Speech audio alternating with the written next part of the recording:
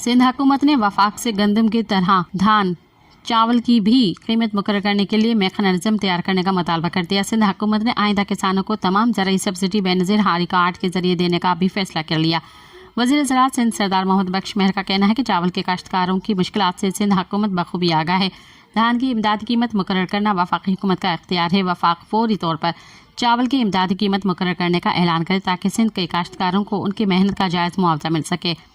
वज़ीर ज़राअत सिंध के मुताबिक चावल के काश्तकारों की शिकायत के अजाले और उनसे राब्ते रखने के लिए ज़िले सतह पर कमेटियाँ कायम कर दी गई हैं। असिस्टेंट कमिश्नर्स और मार्केट कमेटीज़ की सेक्रेटरीज कमेटियों के सरबराह होंगे। कमेटी अड़हतों के खिलाफ कार्रवाई करके हफ्तावार रिपोर्ट सेक्रेटरी ज़राअत के दफ्तर में जमा करवाएगी। सिंध हुकूमत की कोशिश है कि गंदम के काश्तकारों की तरह चावल के काश्तकारों को भी सब्सिडी फराहम की जाए ताकि उन्हें पैदावारी अखराजात में कमी और बेहतर मुनाफा हासिल हो सके। अब तमाम ज़राई सब्सिडी किसानों को हारी कार्ड के जरिए मिलेंगी, जिसके लिए सिंध हुकूमत नया शफाफ निज़ाम तैयार कर रही है।